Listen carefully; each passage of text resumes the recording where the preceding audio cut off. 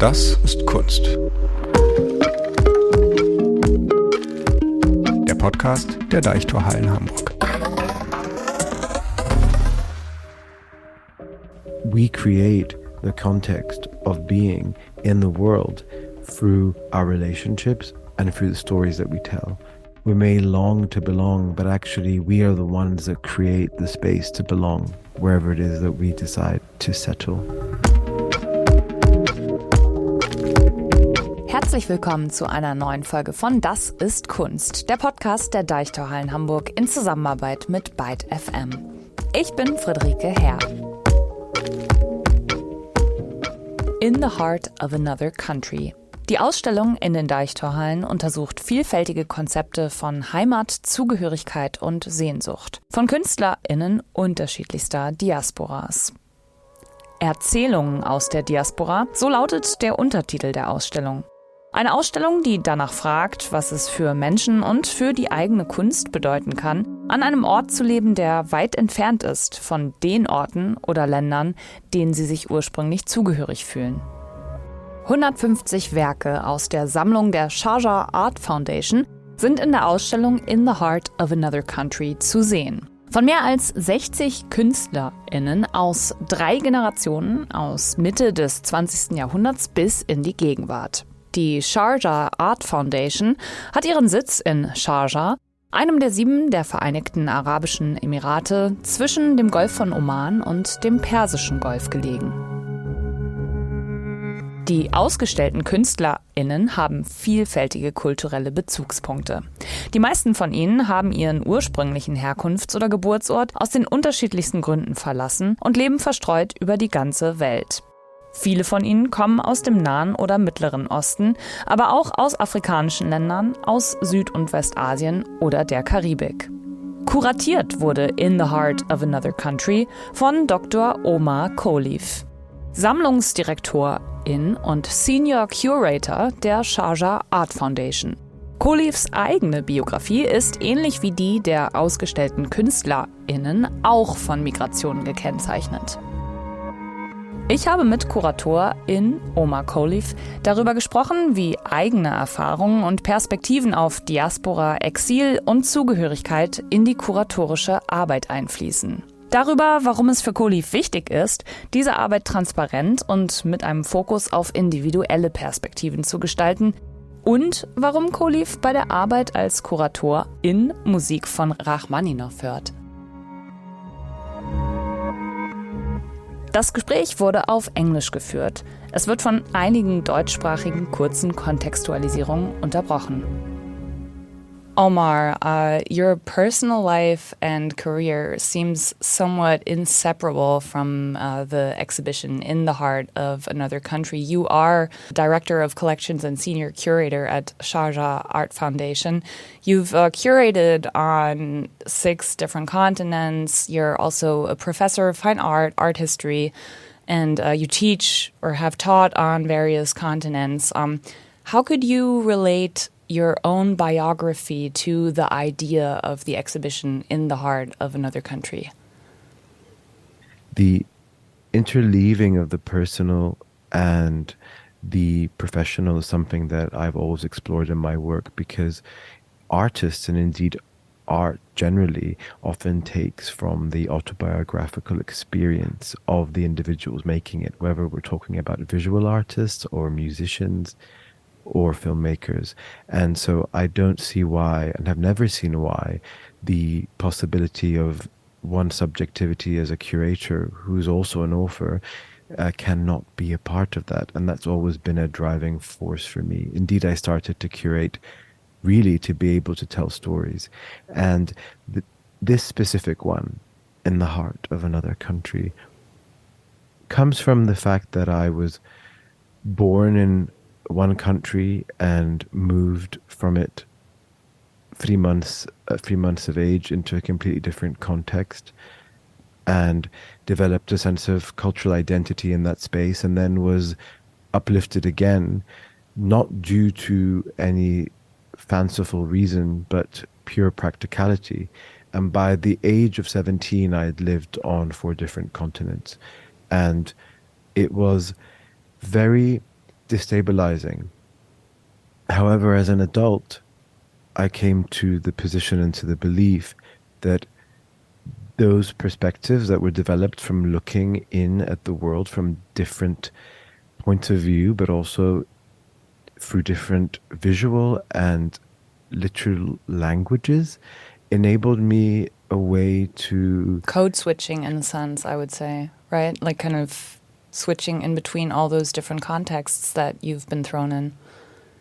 Yeah, indeed. Code switching has been something that I've sought to reclaim, as opposed to it being a negative term. Code switching is often used as a term to denote that you somehow forgo your identity to fit in. But I see it as a way to reclaim a space. And the exhibition at the Deichtorhallen's Hall of Contemporary Art is about how visual artists over the course of a number of generations, 3 different generations, have used that method to claim a space for themselves, to create and to share a language that is entirely their own. Yeah.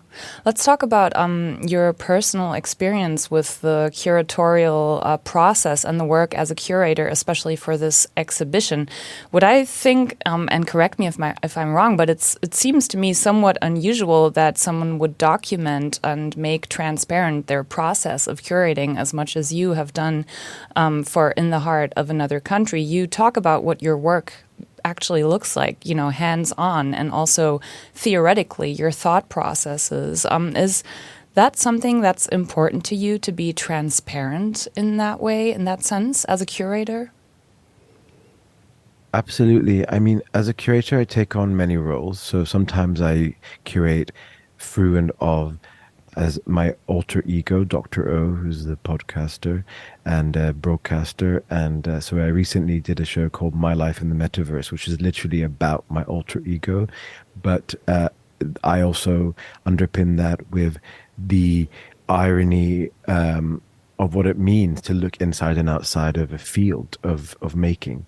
But here, I would say, as this was a project that took 6.5 years from first conversation to realization, I felt it was kind of a moment to really reveal to the readership, the viewership, what intense labor goes through something. And that means the contradictory thought processes that emerge, the changes in geography and environment that influence a person to make a specific kind of exhibition, the changes in the global politic, ecology and economy, but also we as people shift.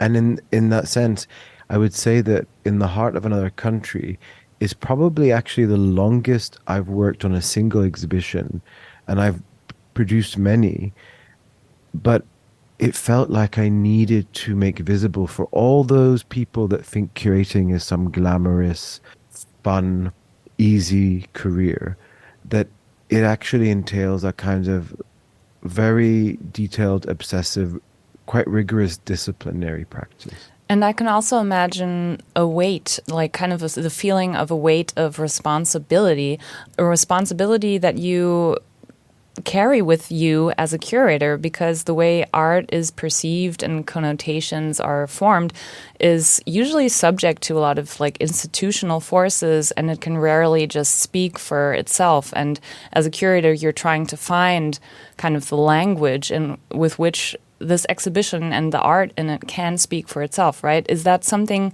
that you feel too? There's kind of that responsibility of creating a narrative that is actually adequate for what is being shown in the exhibition? It's a really good question, because if we look to Itel Adnan, who inspired the title of the exhibition, she actually had an exhibition at the Serpentine Galleries called The Weight of the World, which within it explored the possibilities of making art under the burdensome global political context, but also with this kind of multisensory awareness. And I do feel that because I am from multiple different contexts, social, economic, physical, but also linguistic, that it's imperative to create a lens for looking at art that is porous and that enables every individual who experiences it to make their own story as well in that space, because exhibitions are ultimately things that we make not for ourselves, not to speak to ourselves, but to speak and be accountable both to artists and to publics. And for me, it's really about how the public animates a story.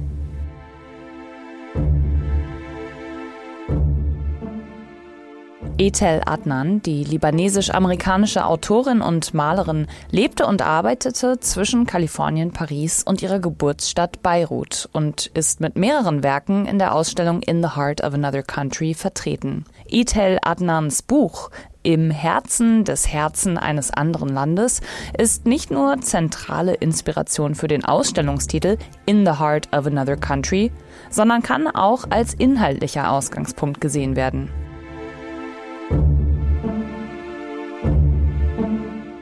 Sich selbst künstlerisch in den verschiedenen Kulturen und Ländern zu verorten und dabei ein Konzept von Heimat zu entwickeln, das ein breites Beziehungsnetz mit einbezieht, Kunst zu erschaffen, deren kulturelle und geografische Bezugspunkte vielfältig sind, die globale politische Ereignisse und Krisen sowie individuelle Perspektiven auf und aus Exilen gleichzeitig abbildet.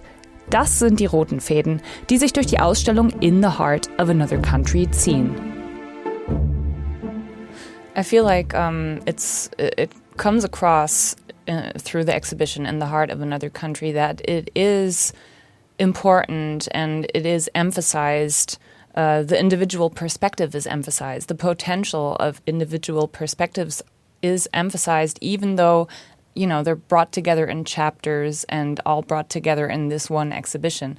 I feel it is very visible that the individual perspective is of great importance to you. Absolutely. And that's why I titled the exhibition after the work of an artist who's also a poet who writes in the first person. And although curating is an academic discipline as well, in my catalogue essay for the publication, I do speak to the fact that in the realm of the humanities, we are expected to somehow subtract ourselves and not use the I in looking or speaking about art, but instead to speak in an imaginary third person. But that's not really true, because the choices that one makes, whether it's the selection of artworks or whether it's the way that you choose to install a very work, is influenced by a very specific perspective. But also within the exhibition, there are so many stories about specific people that reveal experiences that are there to be decoded if one wishes, but not always. Let's just briefly go back to the curating process.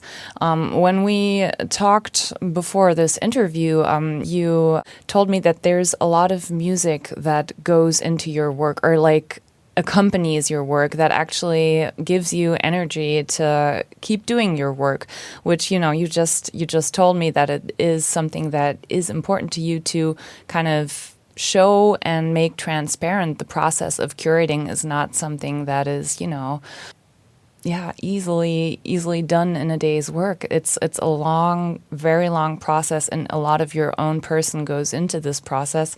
You told me that there's a piece of Rachmaninoff that without that score, without that music, you could not have made this exhibition, or maybe any other exhibitions, something that accompanies you a lot. We're just going to listen to this really briefly, and then I would love for you to tell me what this piece of music means to you.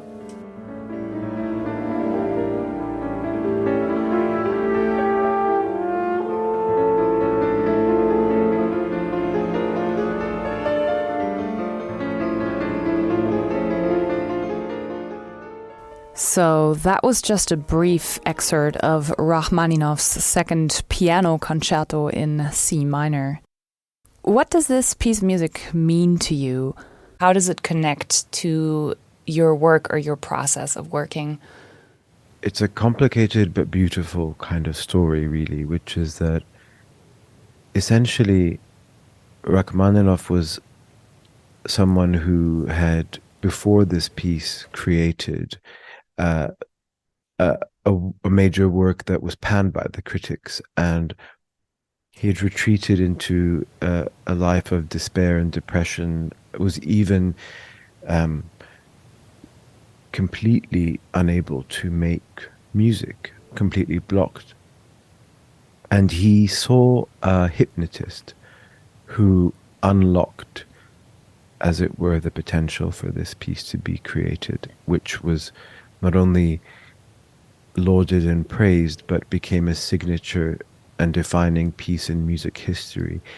For some, there are fragments here that you might be able to associate, for example, in many, many mainstream movies, or as a kind of undertone to a Celine Dion song, for example. But that's not what's particularly moving to me. What's moving to me is that it's a piece of music that has very many different crescendos, if you will. It kind of creeps up on you and immerses you in the contours of its composition. And I was in a space about 5.5 years ago where I had become really physically ill. And I emerged from that feeling that I could not write or think or create anymore. And it was actually an incredible dentist who informed me of the story.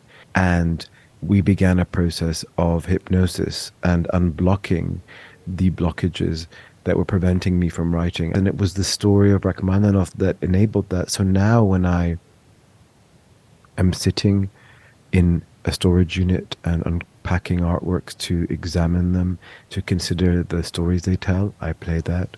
When I'm writing, I play it. When I'm thinking, I play it.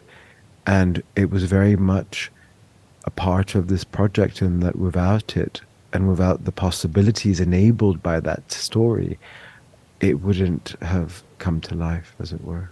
Yeah, that is a very telling tale of the power of music, I would say. And it's very palpable, you know, like when you tell that story and then relate it to your own. That is definitely very, it's very moving, yeah. And I should say that my belief is that art is about emotion, and we're in an age of emotion because we're surrounded by so many technological forces that literally insert tension and anxiety into our everyday lives. And I've curated exhibitions around that concept. And one of the things which many people don't know is that my career actually began after watching Cameron Crowe's Almost Famous, and literally just after seeing it, I was roughly 17 years old, and I kind of fabricated some stories around my experience because I loved writing about music, always had as a Your as a career teenager. began as a music writer too, right? Yes, indeed. That Yeah. was what it was. I started to write. I was writing about music, and it was a time I had just moved back to Scotland in the UK, and I began writing for major publications and also broadcast. And my life was very unusual. Being a teenager, I felt like I was Cameron Crowe, who was literally attending gigs and writing them up all night, and then entered university while working basically full-time as a music writer, trying to stay awake through lectures. And music was the fuel and the energy, and also being around musicians who were artists and are artists was my first real taste of, okay, I want to be surrounded by people like this for the rest of my life.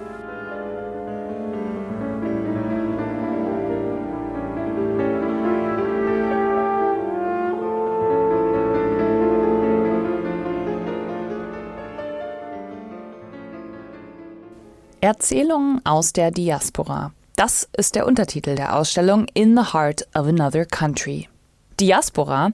Der Begriff ist nicht fest definiert, aber bedeutet im Altgriechischen Zerstreuung. Lange Zeit bezog sich diese Zerstreuung hauptsächlich auf das weltweite Exil des jüdischen Volkes, aber Diaspora bezeichnet heute oft einfach kulturelle oder nationale Gemeinschaften, die durch Migrationsbewegungen entstehen und kollektive kulturelle, sprachliche, historische und/oder emotionale Verbindungen zu einem Herkunftsort oder Land haben, in dem sie aber größtenteils nicht leben. Dispersion, das bedeutet auf Deutsch Streuung. Diaspora als Streuung, als Auftun neuer Möglichkeitshorizonte in Kunst, Kultur und Gesellschaft zu verstehen, ist für Kuratorin Omar Kholeif eins der zentralen Anliegen der Ausstellung.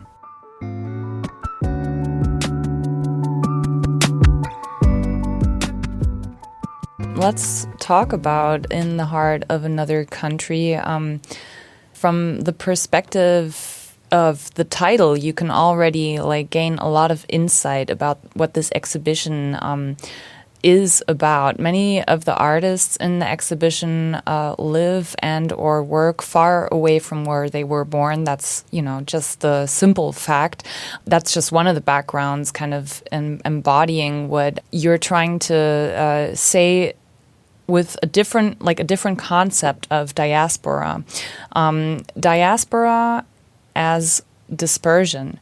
And I was going to ask you, what does that mean? We all probably have heard the term diaspora and have, different connotations with it.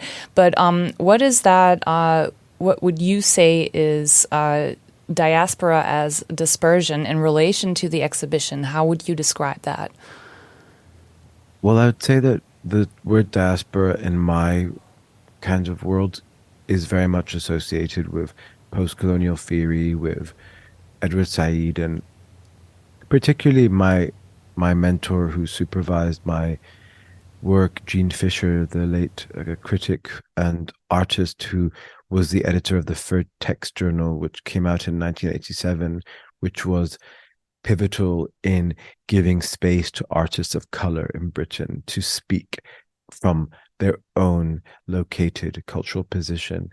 And what I see though now, from the vantage point of living in the third decade of the second millennium, as we understand it, is that it is about a concept of dispersion in so much as that all people, whether they never leave their home or not, are actually potentially able to reveal, subtract, and disperse aspects of themselves through numerous technological spheres, but also to interface with cultures other than their own, and to learn about those cultures and to actually imbibe them, animate them, and become different beings.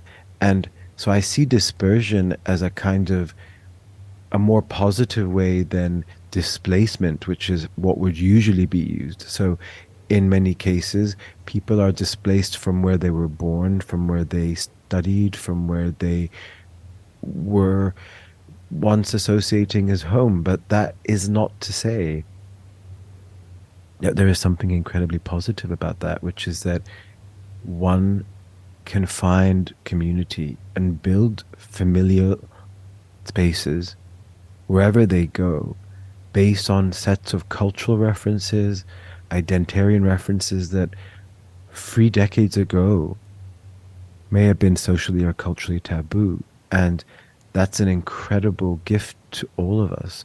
And that's why I feel like the exhibition is an act of dispersion as well, in that an artist may appear in the very first frame of vision that you see, but then they'll reappear again in a completely different context with very different work, to give you a sense of how an individual shifts and contorts through the frames of time and responding to the context of their lived experience, wherever that may be in the world.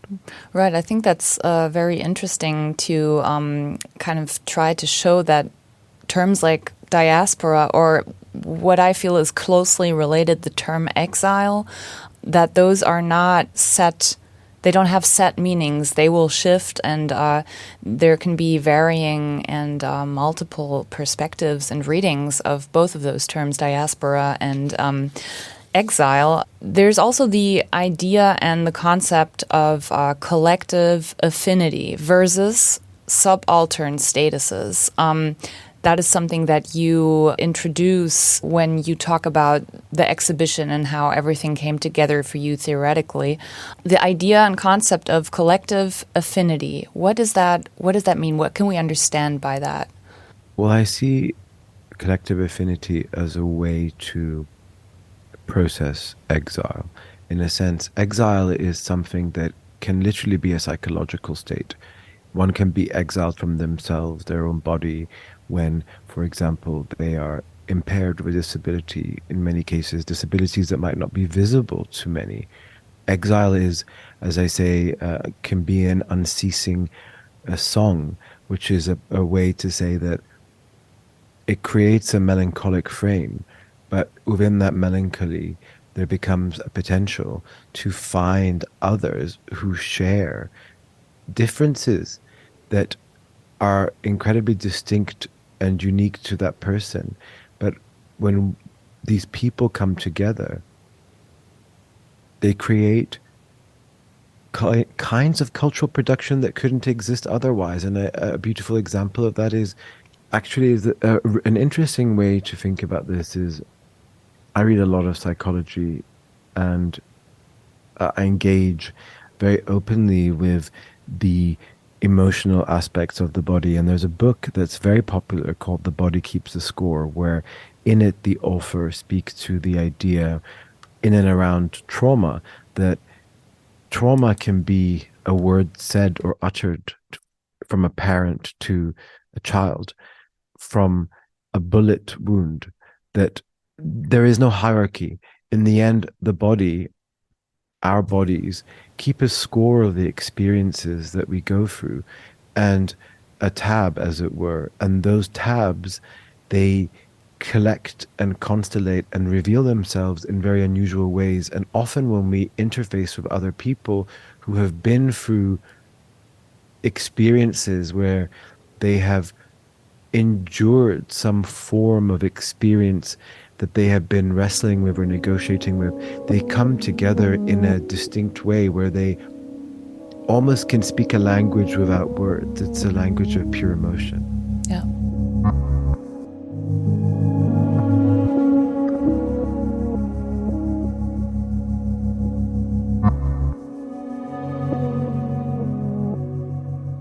Before we talk about the 3 chapters of the exhibition, I wanted to ask you briefly, well, this is not a question to be answered briefly, obviously, but the examining of longing and belonging, that seems to be an undercurrent of the whole exhibition. Yeah, I think the term longing and belonging, they're kind of rejoinders to each other. And I think many of us who were born, especially my generation, your generation, early breed millennials, we were kind of this interstitial generation that was, we thought we were maybe Gen Xers, and then we realized we weren't, and that the world was not the world that we wanted, right? We couldn't afford to buy property. We didn't have the assets that maybe our parents or indeed grandparents had, even though it seemed to be that we lived in a world of meritocracy where anyone could be self-made.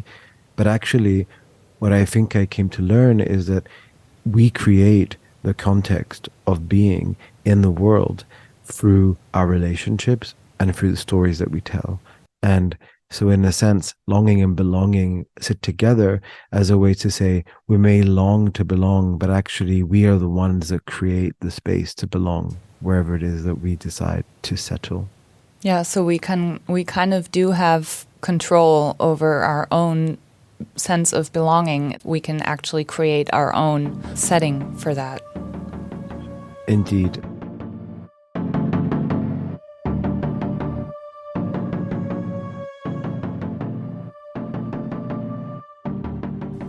Die Ausstellung In the Heart of Another Country ist in 3 Kapitel aufgeteilt. Kapitel 1 hat den Titel Architektur mit anderen Mitteln. Der abstrakte Körper trifft auf die konkrete Stadt. Kapitel 1 versammelt Werke von KünstlerInnen, die sowohl mit klassischen Mitteln der Architektur als auch assoziativ künstlerische Topografien in ihren Werken schaffen, die persönliche Erfahrungen mit ihren Umgebungen verknüpfen.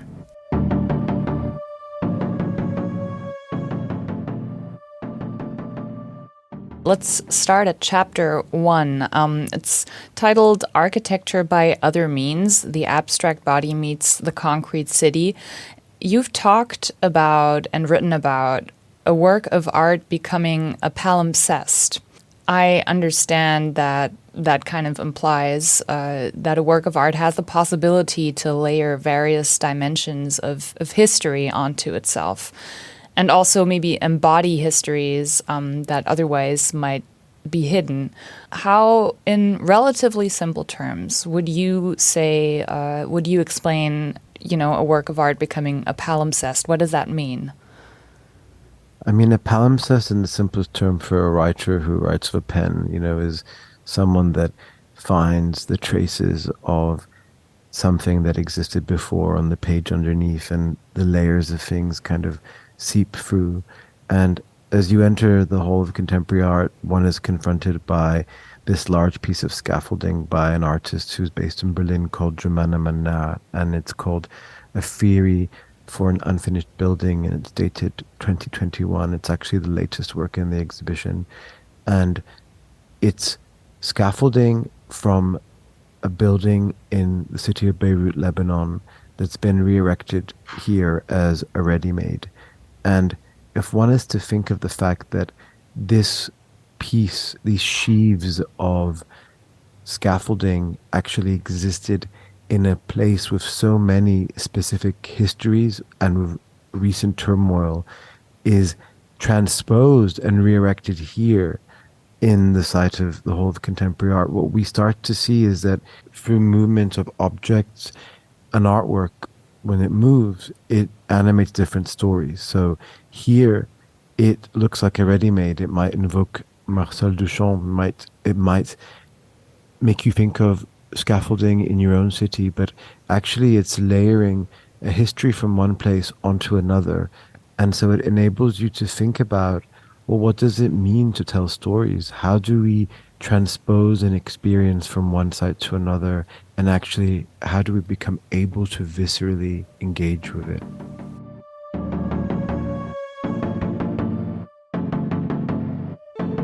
Kapitel 2: Zurückgewonnene Porträts, unsichtbare Wiederherstellung.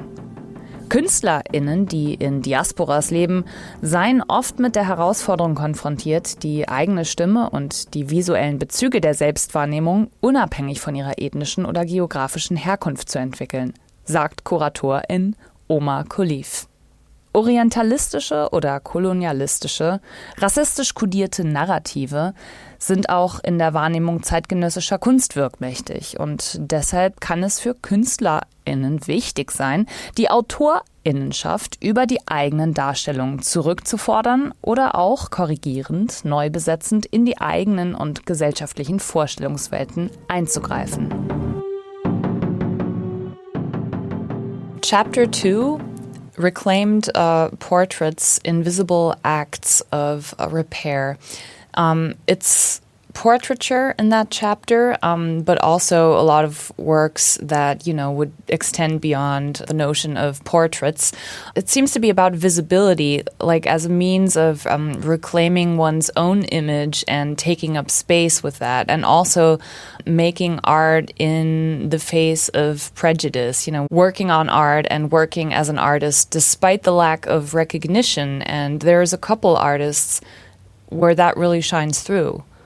Indeed, the idea of the second chapter, where portraits are made animate through sculpture and installation and video and painting, all the forms of media, is to express how one can decide how they wish to be seen. It is indeed about visibility, but it's also about the curator's role in creating a space for visibility, in so much as that, for example, the chapter very much begins with the work of the late photographer Lionel Wendt, who was a Sri Lankan photographer who died suddenly in the early 1940s, who was a pioneer of the medium, who to most will be completely unknown. And here we have original silver gelatin prints of his manifestations and reflections of society, both high and low and in between. And these are unique. There is no negative for them, because when the individual died, they were not able to, they hadn't planned so there was no will. And so those things were kind of handed out, discarded. And so what we talk about photography as a reproducible medium, but actually here it is not. Around the corner to the work of Rashid Araeen. Rashid Araeen was someone who came to Britain in 1963, whose painting actually, before the departure, precedes this body of work in the exhibition. But this series of paintings is entitled How Could One Paint a Self-Portrait? And it's a series of manifestations and attempts by the individual to create a picture of themselves against the face of great prejudice. And so we see, for example, one portrait of the artist in full view, where we see racial slurs and slogans painted across that, and then these other manifestations aside and beside it. And we start to interrogate how privileged we are in certain moments of life to be able to express our very own visuality without being corrupted by that violence.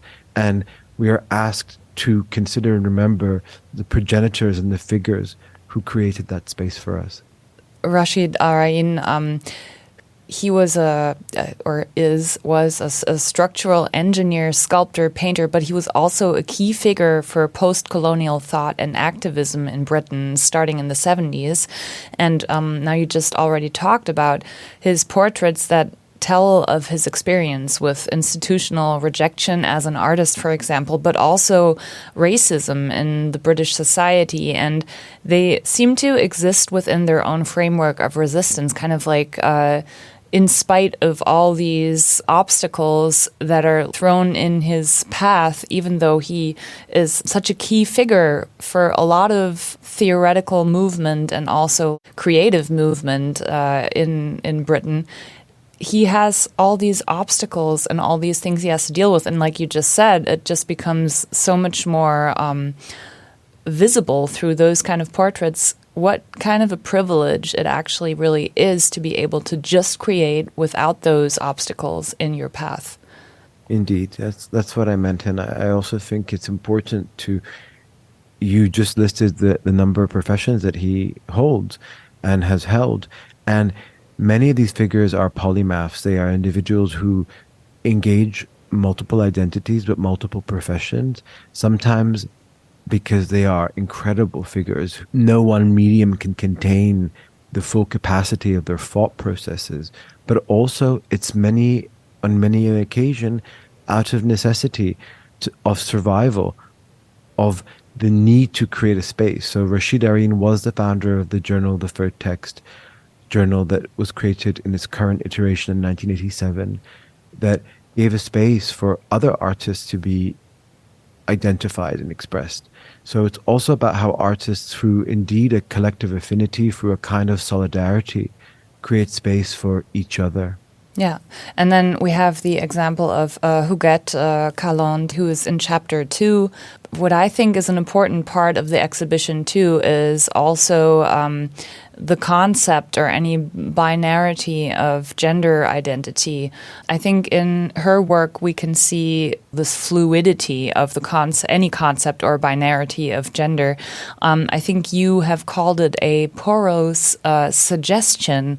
What did you mean by that? I think that's a very interesting term. Huguette Caland was a figure who eschewed definition. So although she was a woman in terms of her assigned gender at birth, and although she bore children, although she married a man at one point in her life, she also did not necessarily believe in any kind of binary or notion of a contained family or units. She took lovers, she moved in and around spaces, she engaged with people and with media in whichever way she wanted to, because she felt, from my research and my understanding, that to be defined or to be boxed in or hemmed into any resolute set of parameters was not what being an artist was meant to be. And so with the paintings in this particular space, what we actually have is we see these forms that look like interior sexual organs exploding, unfolding, the possibilities of the canvas and indeed of abstraction to enable us to think about how does one choose to express the contour of the body. Are we limited by imagination? Are we limited by what we are entitled and allowed to see?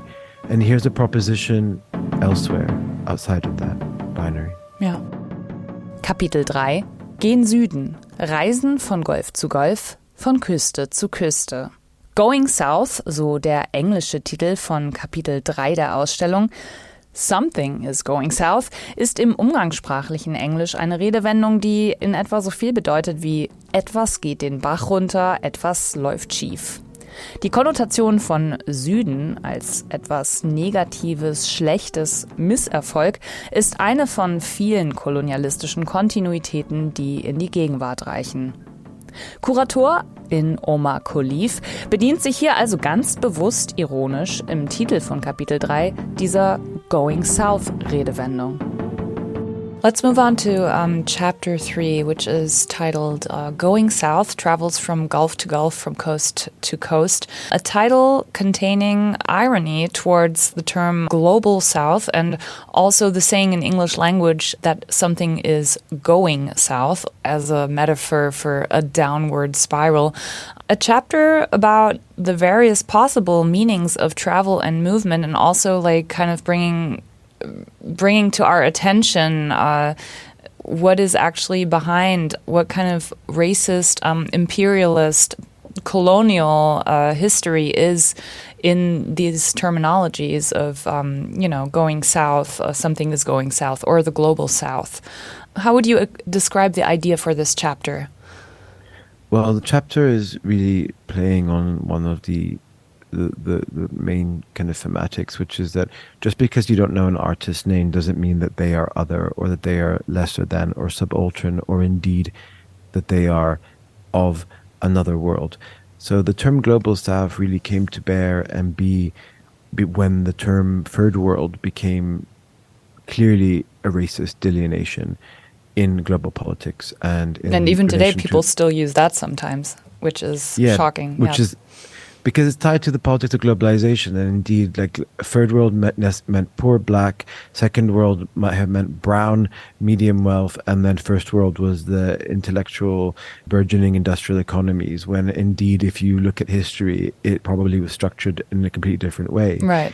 So also there's this aspect of the fact that there is a need to categorize that is determined by the need for art historians to specialize and focus. So I'm poking fun of that by literally situating that chapter, beginning it where you are literally staring at the south end of the building, looking physically south. Is how we begin. And then at the building, end of that, the Deichtorhallen themselves, right? The building. Yes. Yeah. Exactly. And then at the end of the building now, we have inserted a map where we've designed to show you where every artist was born and where they lived and where they ended up today or where they passed away. And you see these roots of movements are not even, but actually most of those artists are what would be considered the global north. So it's really ironic to think that, Australia is the first world, not the global south, but that someone who lives and works in Morocco is, even though the majority of the artists in the exhibition may live and exist above the equator, they're somehow from the south, which is just seems really odd proposition. But also the subtitle From Gulf to Gulf, From Coast to Coast relates to a beautiful work by a collective called Camp, which documents a movement in life in and across from the Emirate of Sharjah through to southern Iran and southern India.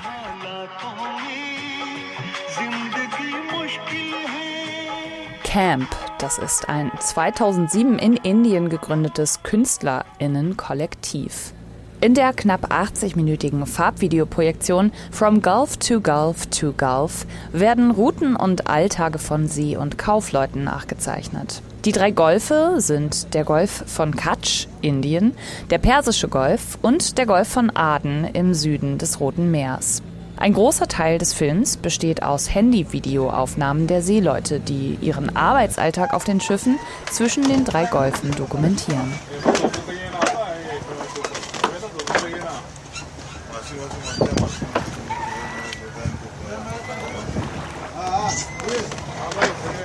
This set of autoethnographic portraits are created to really create a sense of what it means to belong and create a home in a vessel such as a ship where you may live for many, many weeks at a time. Lives spent in constant motion, kind of on top of a ship like that, in between those gulfs. Exactly. And that relates back to the kind of the very genesis of where many of these works and all these works often live, which is in the Emirate of Sharjah and as part of the Sharjah Art Foundation collection, which is where I am the inaugural director of collections and senior curator, and really came on board to care, contour, and develop this project and program. Is Sharjah also is an emirate that is the only of the 7 emirates of the United Arab Emirates that occupies 2 coasts, and although it may not be the largest emirate, the expanse of moving from one coast to the other it is enormous. And so it also is about playing with the concept of space and time and with temporality. So, for example, you may ask, for example, for an artwork from a storage unit over XYZ site, and it might take you an entire day to get it. So it's also about playing with distance and proximity. One of my last general questions would be, what do you hope visitors can take away from the exhibition In the Heart of Another Country? What do you think are the possibilities of impact of that exhibition, maybe on an individual visitor's level, something that they would maybe be able to take with them outside of the exhibition hall?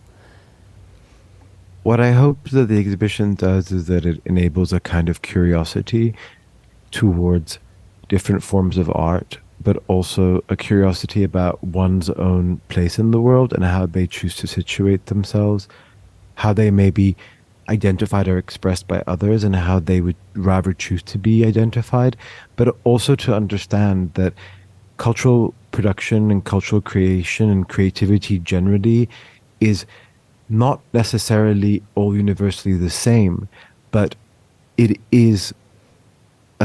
creates a space for us to be able to communicate sometimes very difficult ideas and sometimes just incredibly beautiful, formal imaginings and renderings. Thank you, Omar. Thank you for having me on the podcast and for exploring the possibilities of the exhibition in this way. Das war mein Gespräch mit Kuratorin Omar Kholeif. Und das war eine neue Folge von Das ist Kunst, dem Podcast der Deichtorhallen Hamburg in Zusammenarbeit mit Byte FM. Wenn ihr Lob und Kritik habt, könnt ihr uns gerne schreiben, und zwar an dasistkunst@deichtorhallen.de. Wir freuen uns über euer Feedback. Ich bin Friederike Herr und sage Tschüss, wenn ihr mögt, bis zum nächsten Mal.